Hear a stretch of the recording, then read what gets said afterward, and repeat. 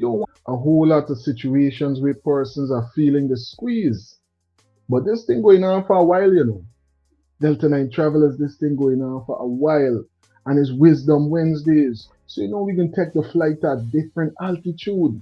We're going to take the flight at a whole different altitude as we analyze just how long this divide and rule thing taking place. Because it can be normal that we find ourselves ever since independence going at one another and can't come together to really progress the nation in a manner that we could really say, listen, this is holistic development. Yeah, I think these persons are just going to release some of the most valuable assets to just roam about and run the whole country and all of these conversations that we were taught to believe.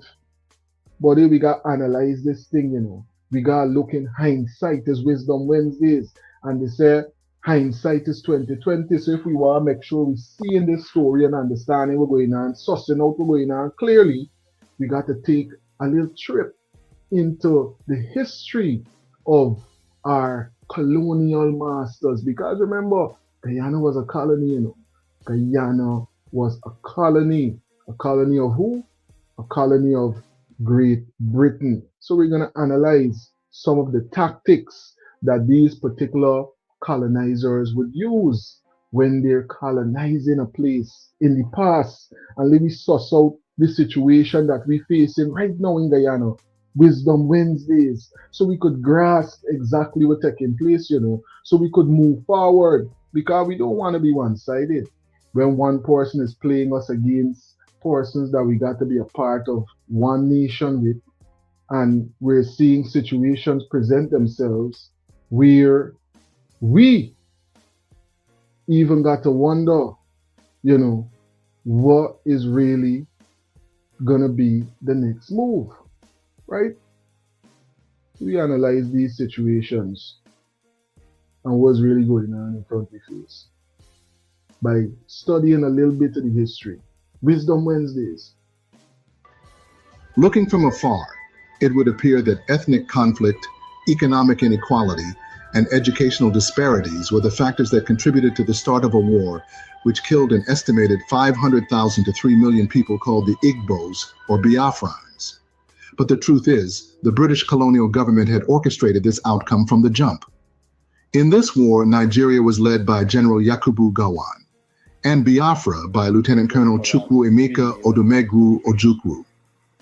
Biafra represented the nationalist aspirations of the Igbo ethnic group, whose leadership felt they could no longer coexist with the federal government, dominated by the interests of the Muslim Hausa Fulanis of northern Nigeria. The conflict resulted from political, ethnic, cultural, and religious tensions, which preceded the United Kingdom's formal decolonization of Nigeria from 1960 to 1963. Immediate causes of the war in 1966 included a military coup, a counter-coup, and anti-Igbo pogroms in northern Nigeria. This civil war can be connected to the colonial amalgamation in 1914 of the Northern Protectorate, Lagos Colony, and Southern Nigeria Protectorate, which was intended for better administration due to the proximity of these protectorates. However, the amalgam didn't take into consideration the differences in the culture and religions of the people in each region. This, the British colonialists had intentionally positioned to keep them always coming into the nation's affairs. You hear though? This was strategically positioned. So they put you in a region where they know, listen, they are always going to get conflict. This is always going to be a conflict amongst them because they have opposing cultures, opposing religious perspectives. But what if these religious perspectives had a key that if we understand it, all these differences that we might see might come to be right in front of our faces as synchronicities, as esoterics about these very same aspects, these very same keys, these very same pathways to understanding our present divinity. We can get into some of these details. It's Wisdom Wednesdays. Let's hear some more about what's going on in the past so we could understand what might be the situation in the present and moving forward. 14 of the Northern Protectorate, Lagos Colony, and Southern Nigeria Protectorate, which was intended for better administration due to the proximity of these protectorates. However, the amalgam didn't take into consideration the differences in the culture and religions of the people in each region.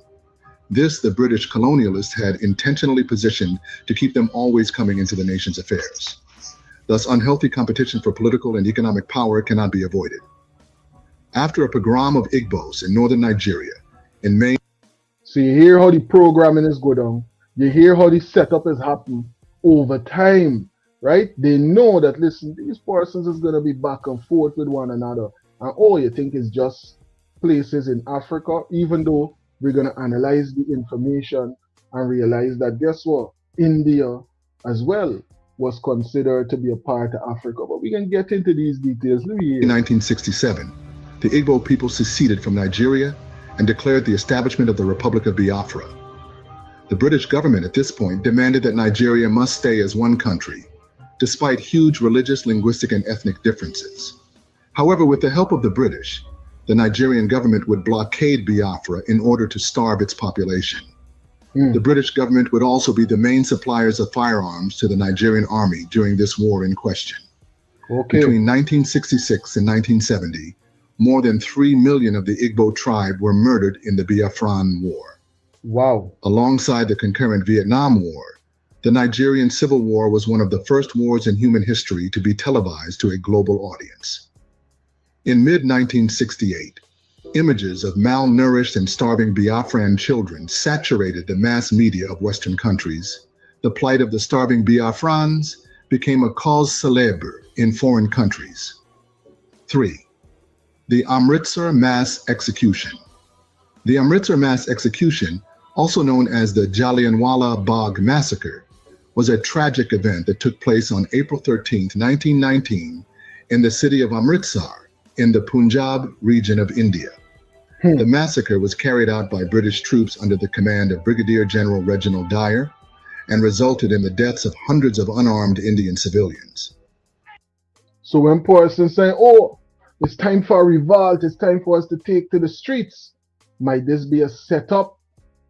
Might this be a setup for persons that have been playing us for so many years, putting us against each other because of our culture, this same culture that we were presented when we came to these parts of the world? Could it be a setup all along? We all think about what we're analyzing. We can get into these details. Let's hear some more about what went down in India. And before we even jump in some more to what went down in India, it's time that we realize, it's time that we realize these esoterics, these things that persons know about we, remember about we, but sometimes we just forget about our own selves. We are actually from the same continent.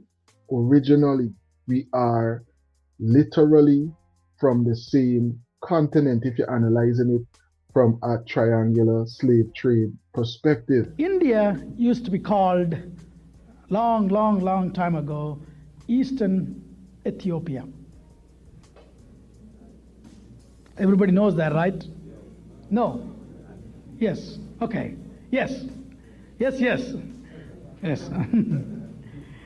You also probably heard there is a big river in India called Ganges. Okay. To be frank, till 2 years back, I did not know what the meaning of the word Ganges. I simply know Ganges is Ganges. Do you know the name Ganges is one of the strongest and famous emperors of Ethiopia? That's right. Do you think some crazy Aryans would name a big river in India after an African emperor? Would not. Simple logic says that. So we gotta understand that the history is there to prove our connection. And persons know the history because these were the ones that were there colonizing these nations from since before, setting up certain struggles that would go on for generations. And we can't allow ourselves to just fall into place and be another cog in the wheel, another generation going against one another when we know that this is the case. The events leading up to the mass killing began with the implementation of the Rowlatt Act in 1919, which allowed the British government to imprison individuals without trial. This act was met with widespread protests and strikes across India, as Indians felt that their civil liberties were being violated. In Amritsar, tensions were particularly high due to the presence of a large number of Sikh pilgrims who had gathered to celebrate the festival of Baisakhi. So, on April 13, 1919, a large crowd of around 10,000 people gathered in the Jallianwala Bagh, a public garden close to the Golden Temple complex in the city of Amritsar. While some were there to protest colonial laws against public gatherings, others were there to take part in the Baisakhi festival and usher in the arrival of spring. Brigadier Reginald Dyer, who had been sent to Amritsar to restore order, arrived at the scene with a group of soldiers and without warning ordered his troops to open fire on the unarmed crowd. The soldiers fired indiscriminately into the crowd for about 10 minutes until they ran out of ammunition, killing and injuring hundreds of people, including women and children. The massacre was brutal and merciless, with many of the victims being shot in the back as they tried to flee. Wow. The soldiers also blocked the only exit to the garden, trapping the crowd inside and preventing them from escaping. So you hear the details of those past occurrences, right? This situation that happened in India and situation that happened in Africa. So the ancestors of both of the largest so-called ethnic groups in Guyana, right? Coming from the same colonizing set of people, coming from the same empire. Could it be a situation where we would have been bamboozled? They would have put us in a situation to come against one another, to fight generational struggles, when really and truly, we're talking about the same present divinity, but just in a different aspect. We're being torn apart as a nation because we don't truly understand the scholarship behind the foundation of these cultures. The foundation of most cultures is our understanding of who and what God is. So let's get some more of these insights coming in from who? Professor Phil Valentine. Phil Valentine. Dr. Phil Valentine. Check it out.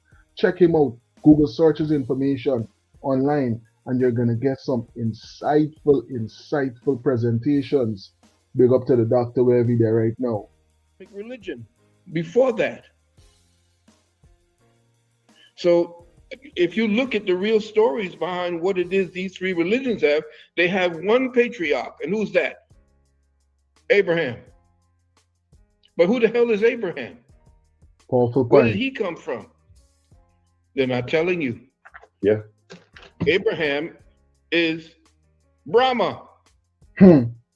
He's pimped from the word, from the Hindu or from the Bahujan religion of Brahma. Wow. Who was Brahma? Brahma was the head god at that time. He had a wife. What was his wife's name? Sarasvati. You take Abraham, you take the A from off of the back end and you put it in the front, and you take it and you stick it in there, and Brahma becomes Abraham. Wow. Sarasvati becomes Sarah, his wife. We've been bamboozled. Hoodwinked. So all these years we fighting against one another, making all of these derogatory remarks towards one another. We just needed to learn the esoterics. You see how important it is? The secrets that persons hold in these different Masonic orders and refuse to reveal to the populace so that we could move beyond these very same things that is causing us to continue to need a mediator, continue to need these same political systems that oppress us for generations. We going at one another, oh this, oh that, oh this and oh that. But really, did we study and analyze the esoterics? Man, listen, this is a perfect time for me to show up the advantages that you get when you're a part of Team Delta.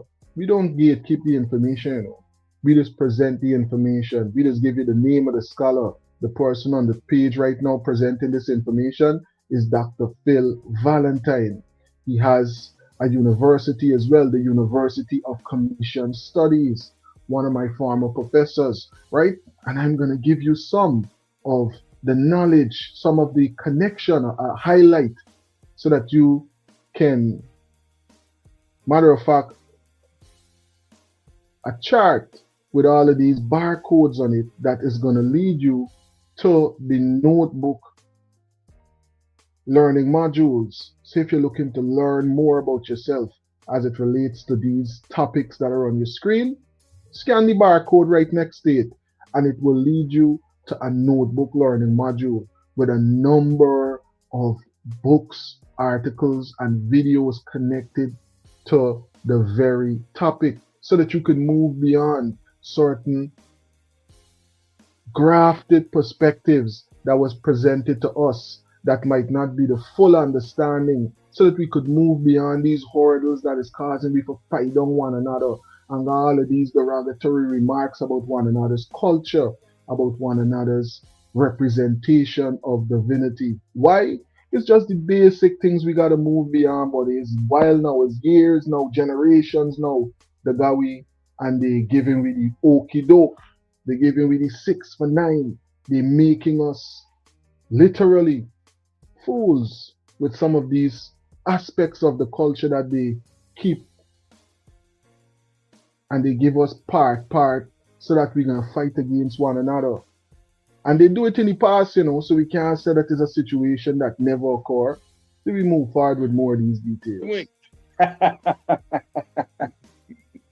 Oh man, that's dope. I never. Wow. That's dope. Look at it. And wow. You can look at it. Brahma, Vishnu, Shiva.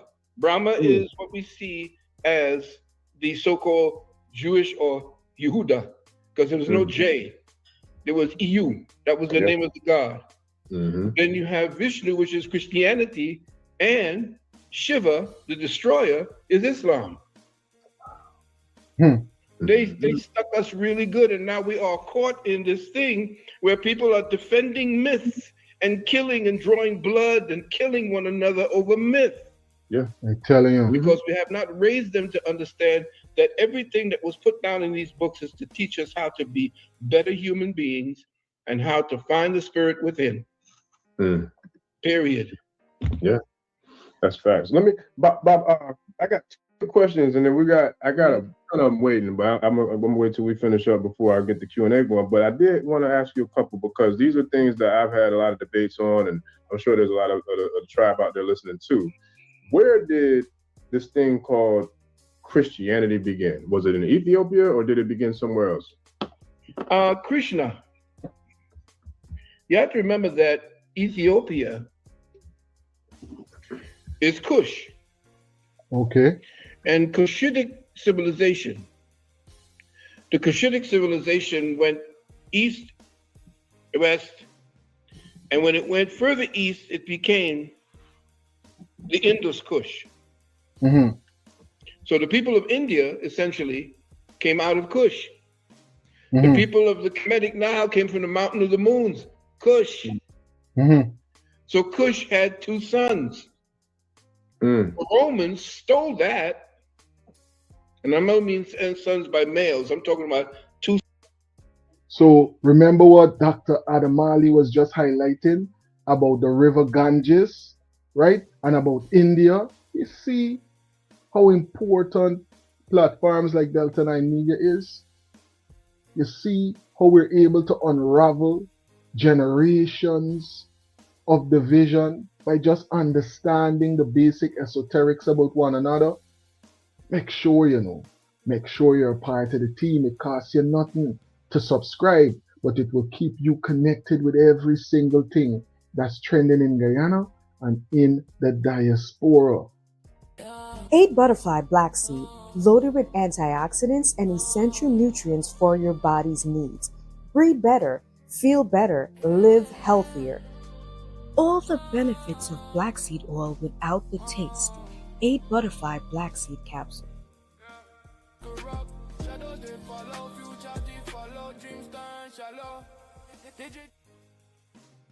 All the benefits of black seed, right? And we know about black seed, we know about kalanji, knows that it has so many benefits, but is not the best tasting supplement.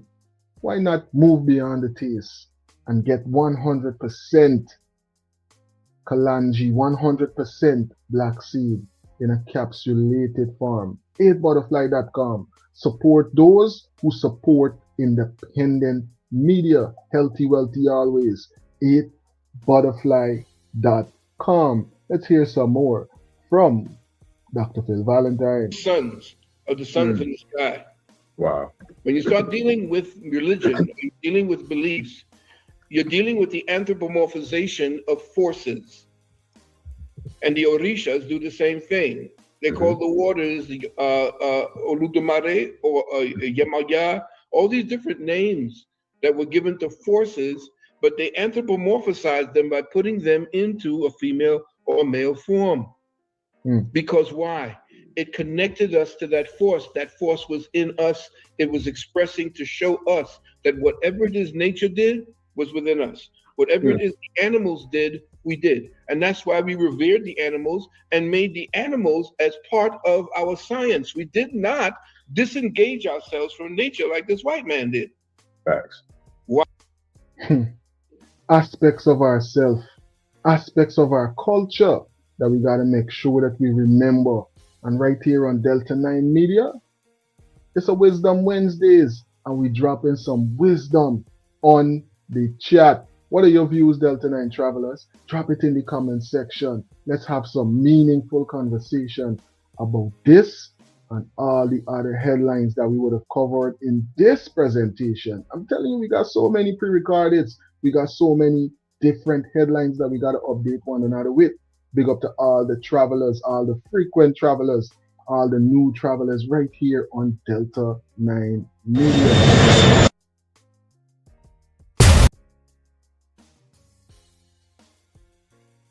One love, and I will catch you in the next presentation. One love. Advertise with us, and let's help you promote your next product, project, or event.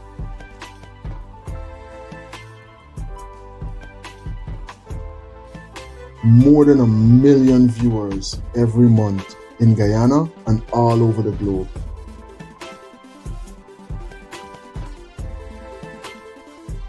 No project too big, no project too small. Delta 9 Media. Let's help your project reach its widest possible audience.